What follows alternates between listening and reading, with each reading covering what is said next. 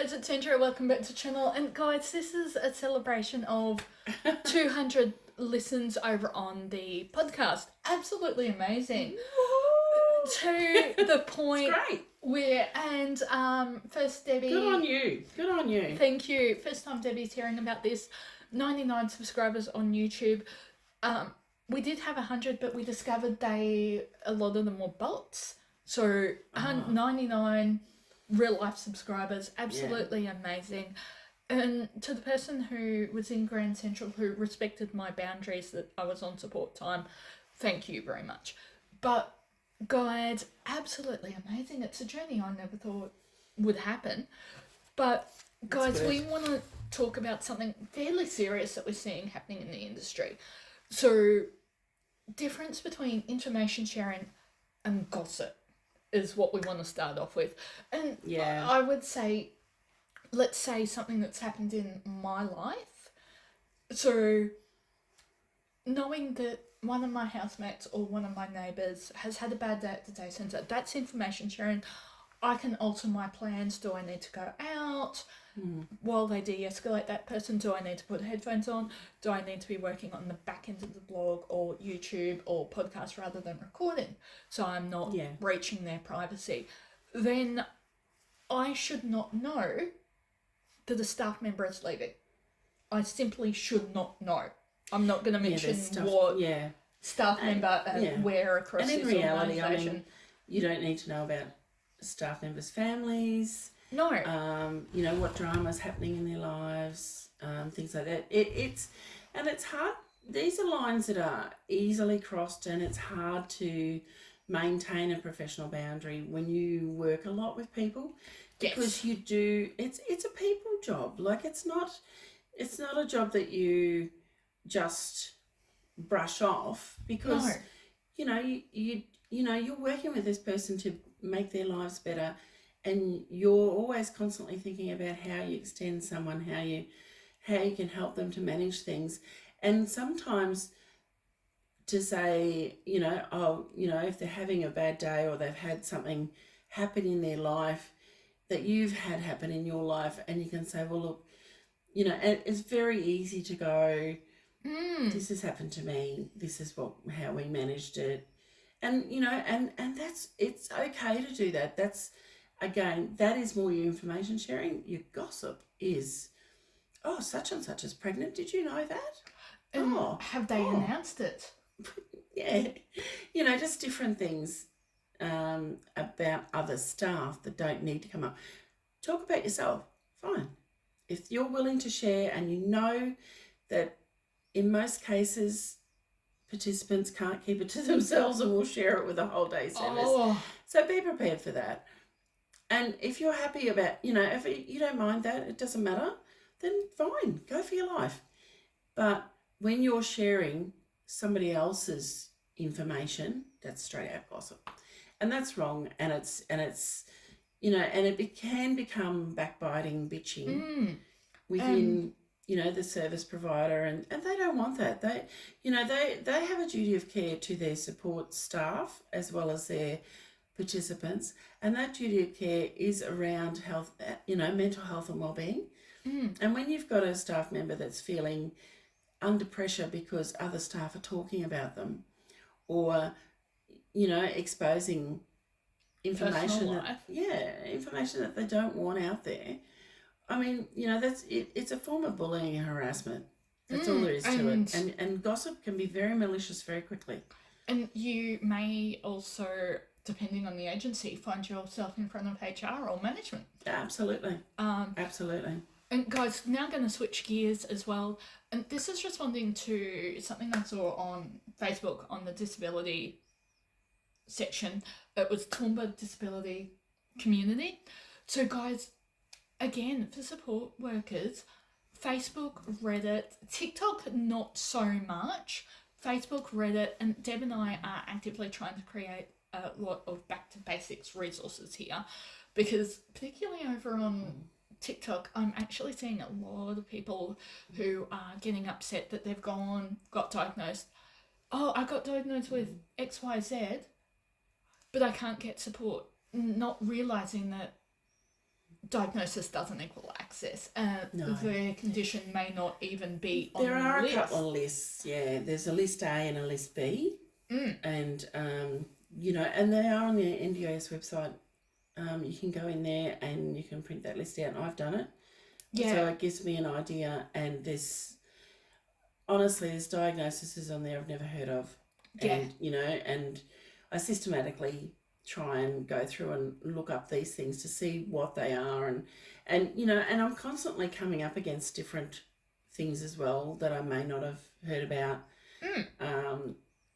And you know, you would think after you know a number of years in the industry, but I mean, if you're a support worker or a service provider that is in general working with autistic people, or you know, wheelchair people, or you know, it might be like Spinal Life, they work with people that have had spinal injuries, you know, they may not fully understand, or you know, no one fully understands autism, but they may not, you know, have necessarily the training and the ability to handle those different behaviours of concern. So, you know, this is where we all need to always be in learning mode. And for support workers with higher functioning clients, and guides for my international viewers, high functioning clients is not considered a slur in Australia. It's considered a technical term. It is. Think they can be one of your best resources. Disability doesn't equal stupid. And it never does. And look, I've worked with people that are non-verbal, peg fed, and I know for a fact that they have pushed back on their peg feeding and put the peg feed all over particular support workers. So it's just, people, you know, you're not stupid. I mean, there's a person in there underneath whatever is going on with that disability. There's still a person there, and that's what you've really got to be aware of and think about whenever you work with people. There's still someone underneath there, and it does get difficult. Like recently, I had an incident where I went and saw someone, and they had totally changed service providers and everything, and they didn't even let me know. It was just, and talk about being sideswiped, and it's kind of like, well, what? Like, oh no, but I tried to ring me once, and never follow, and never, you know, and it was like, oh my goodness, like, when did you do this? Oh, I did it last week. Just bang, just like that. I said, but you've got service agreements with the other service providers. Did you cancel that? Oh no, I never thought about that. And it's hard for me because I feel kind of hurt in the respect that I'm supposed to be looking after you. You haven't said to me, hey, I'm not happy here, I need this. But then when it unravels, you want me to fix it. Exactly. So it's like, it's the expectation that's, you know, and I'm like, well, you better let them know then that you're cancelling. Oh no, can you do that? Well, you haven't let me know. Don't throw me under the bus like this. Yeah. And that's the thing. It does feel like that at times. But, I mean, you know, that happens. Life happens. And that's, you know, that's just how it is. And I've learnt over time that you do your best for people while you have them. Yeah. And that's what support workers need to remember too. You're 110% with that person while you're there. You know, you walk in, you do your shift, and you walk out, and maybe you might have 3 shifts that day. And that's, you know, that's very possible. You know, especially if you're you might be doing a 2-hour morning shift in a house, and then you've got 3 hours with community access, and then you're doing another community access, and then you might be finishing with a house shift. And community access is different to community participation.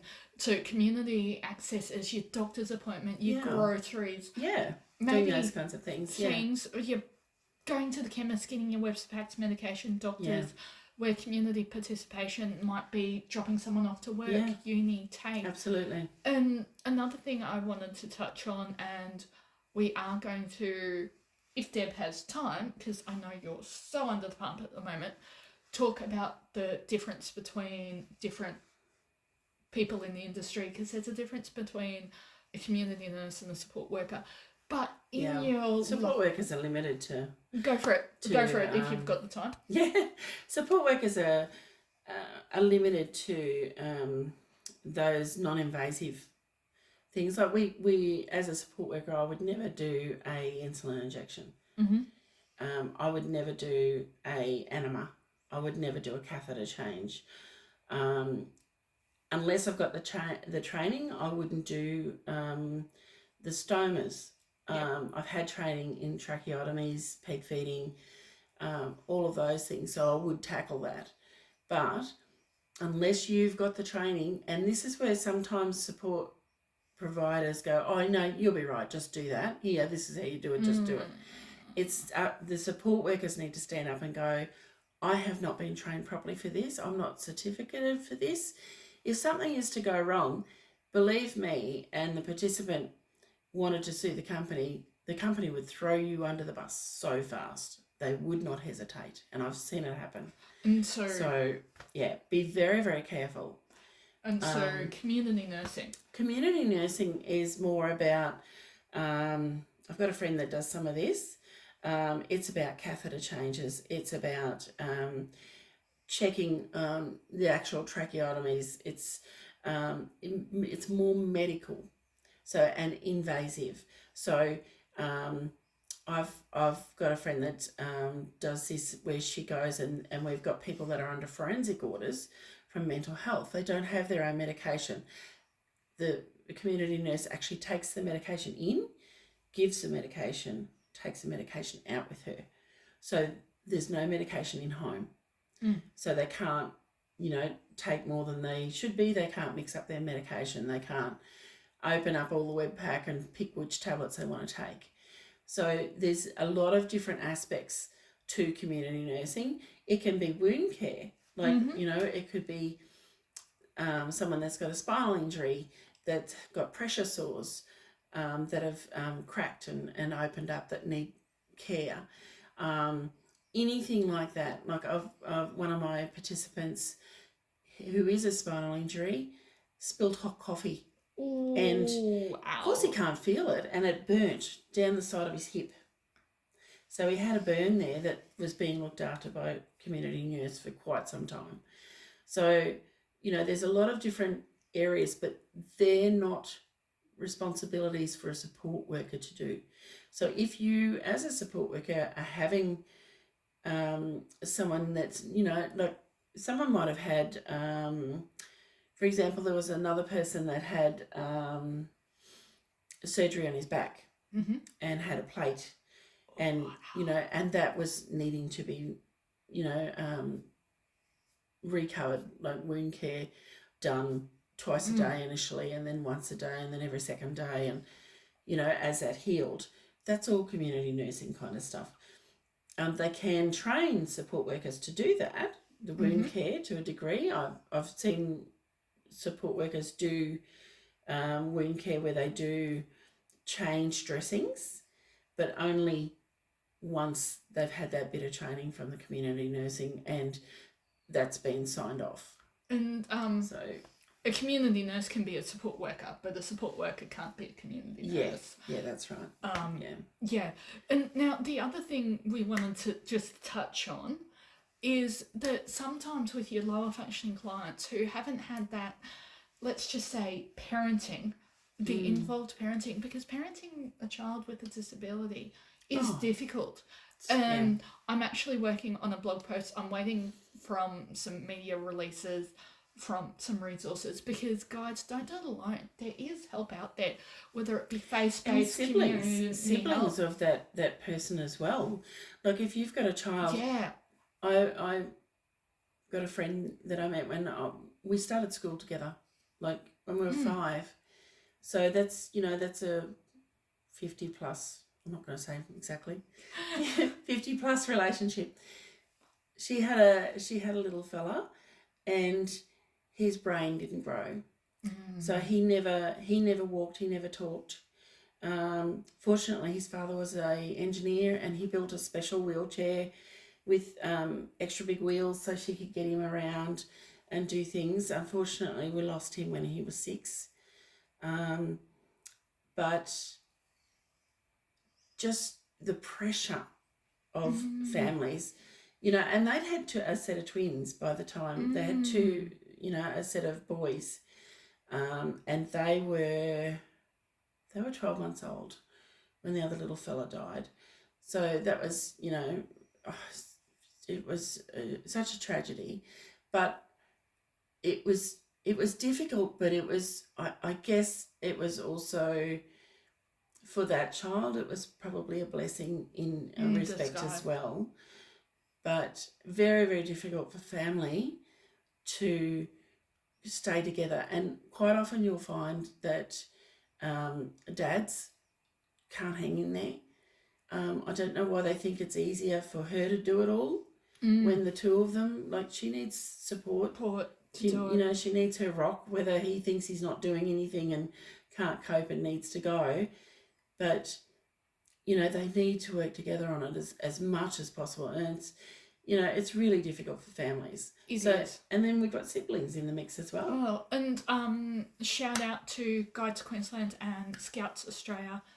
Well, Guiding Australia and Scouts Australia, I should say, because Gurinari is coming up, because at time of recording it is September school holidays, and I know block funding days for some parents, that would be the only respite they'd get to catch up with able-bodied siblings, because we've now got the term the glass child, and the glass child is someone who generally is a younger or an older sibling of a person with a disability, generally complex needs or medically complex, where that child is so parentified that mum and dad forgets their birthday, forgets formal trophy night. They're, because your brother, and then they are like, well, no, I'm out the door at 18, off to uni, because they resent the sibling. And so respite is so important. Yeah. And sometimes respite is a support worker coming in and changing beds, doing the housework. And look, and it's even the same with new mums that go through postnatal depression. I mean, everybody's there and around you for those first few weeks, and then everybody's gone, and you've got this little screaming, pooping machine who you can't seem to settle, who just screams all night, and it's just like the whole thing falls apart. And it's so simple to have somebody come in and just hang your washing, or and to have support workers at that time. And the biggest problem is, I find, is the NDIS. With the early intervention, it's yes, it's a big push towards allied health, OTs, speechies, psychologists, PBS clinicians, your positive behaviour support, and that's amazing, and we need it, but we also need support for the families. And even if it's only 3 2-hour sessions a week, where someone comes in and cooks, or puts that child through the shower, or does those things, Picks up the other siblings from school. It just makes such a difference, Though that'd be a tricky one, picking up the other siblings from school. No, but then I've got a lady in Ipswich now. She doesn't drive, and her little girl, who's 11 now, was going to this special needs school down there, but she's been informed that she's outside of the zone for the bus to pick up. So we've just had a new plan come through with some support hours, not enough, but a support worker lives next door, which is great, and she just zips her up to the school each morning. I mean, she's really doing it out of her own. And that's being the village. And now our next one, because I'm aware of your margins of time, is that sometimes when people haven't had that education around hygiene, stuff like that, I know you've done these for me, and PDF available over on the Patreon. fridge and pantry content. Sometimes the support worker is actually the ones creating the resources, and you may not think they're resources. Fridge and pantry content, so I know shopping lists. And that's helpful for everybody, to be honest. I know. Like the meal planning thing, the meal, and it doesn't have to be breakfast, lunch, and dinner. It can be just dinners, or it could be lunches, to make sure that you do have what you need in the fridge to make those lunches according to what you're doing that week. Yeah. Things like your checklists. Guys, I've got an event coming up, and we've literally done this because guys, followers of the channel will see that we did a weekend away, and I discovered I forgot PJs. I forgot swimming tops. So we are both. So I need checklists too, don't worry. So that's a checklist as well. And then guys, like we've done I won't show the organisation, but like where, when, cost, where parents can pick up as well, and what not, and just It's as basically, important, and what an not to bring. itinerary.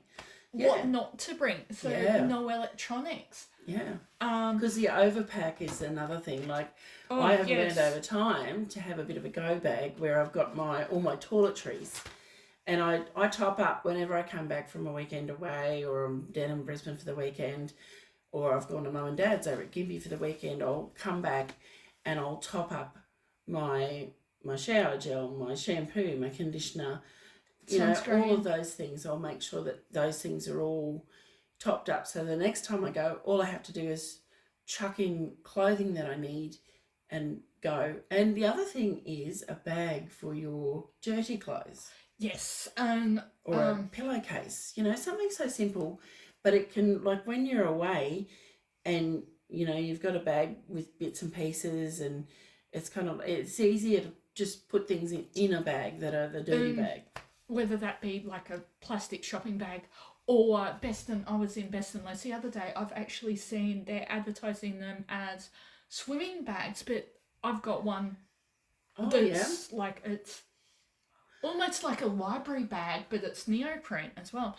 And then guys, the other one, I know I've showed you guys this when we started the channel, but just a folder for general documents. So this is actually like my homework from my counsellor as well. So it's back to basics of changing my thinking, flight and flight response. All of those things. And that's handy to kind of just, when you've had a day where you've been quite anxious. Like yesterday, I had not quite an anxiety attack, but I was feeling it in my belly, that anxiety. And I went and laid in the bed for 20 minutes and my son, who works in youth, came out and gave me a hug and said, "Oh, Mum, something's not right." And I said, "Well, no, I'm just feeling a bit anxious today." And, and he said, "Come on, let's breathe around the box." And it's, because he's had the training, he's kind of like, oh. And we talked about the breathing around the box thing, and the leaves on the creek, and, leaves on the water thing, and different things. But it's good to have some of that stuff where you can go back and read it, and it's like that positive reinforcement that and it's okay to have anxiety some days. It's okay to stress about, like I stress about the business. I stress about, I've got to pay these bills and I'm waiting for invoices to come in. I've got, have I talked to this person? Have I talked to that person? I've forgotten to organise a physio. Let's get that done. And I get that overwhelmed kind of anxiety. So, it's and really sometimes important.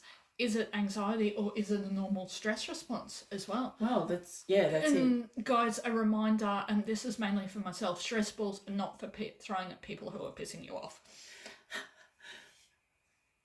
Okay. Yeah.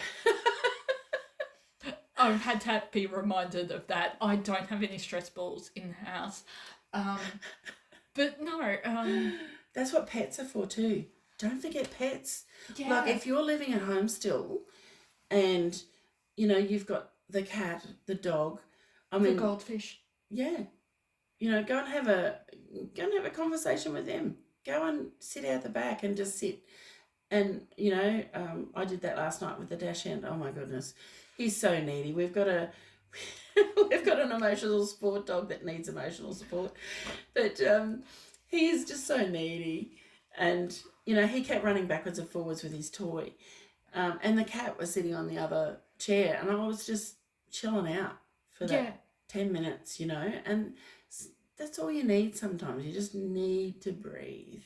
And sometimes it's also, I've got a food diary. It's sometimes looking at how much caffeine you're drinking, how much water. Have you got into the sun? Have I drunk any water today? Again, you know, that's where those checklists come in. Have I drunk water? How many meals have I had? And going back to hygiene, guys, we've talked about this mainly over on the podcast, but step-by-step showering as well. Do you wash your hair every day, or is it... Do you have certain days that you wash? Like, you know, I wash my hair Tuesdays and Fridays. You know, I don't know why that is, but that's how it is. And females or assigned females at birth, hair removal if you choose to do so. And one thing that, again, we've mentioned community pharmacists, but pharmacy assistants can also be your friend around hygiene. I say we because I did 15 years as a community pharmacy assistant. So we aren't trained to have the talks around hygiene, around medication safety, around, dare I say it, I think we're far enough into the video, period care. Yeah. But that's just a natural body function. Pain management. We are trained to have those conversations. We know when to refer you to the pharmacist or community nursing. There's a new one for mum and bubs, crib care, where a community nurse can come out and see you if you're like, I'm not sure if little one needs to go to the doctor. He's got a snotty nose, don't want to take him out in case it's contagious. Mum might not drive. And in Toowoomba, our public transport is not fit for purpose. No, it's got particular routes and that's it. Well. Routes. Yeah. Routes as well. And guys, internet can also obviously check your sources, but internet can be a great resource. And sometimes for a support worker, it might be getting someone on the internet one shift, but might be getting someone off the internet the next shift. Yeah, that's true. Because internet addiction, I know I've suffered from it, is very, very real. Yeah. As well. So guys, I'm very aware that we have let Deb. Yeah, I've got to go. Too long. So but guys, get to the other end of town. I will see you guys in the next video, and best way you can support us, liking, sharing, subscribe us. Do have the Patreon as well. So guys, I will see you in the next video. And thanks to Deb. Give us some love in the comments as well. Or I need love. Or if you're disagreeing, absolutely. Have your say. Keep it like, you know, we're open to that. Like, keep it polite, but we're open to criticism as well. Yeah. And guys, as a final thought, I was writing for another YouTuber. Didn't find it funny until someone in the comment section pointed it out. We were talking about service animals. Where is our man training for guide dogs for the blind? A suburb called Labrador. Oh, really? We didn't even think that was funny until someone in the comment section pointed out. See you guys. Yeah.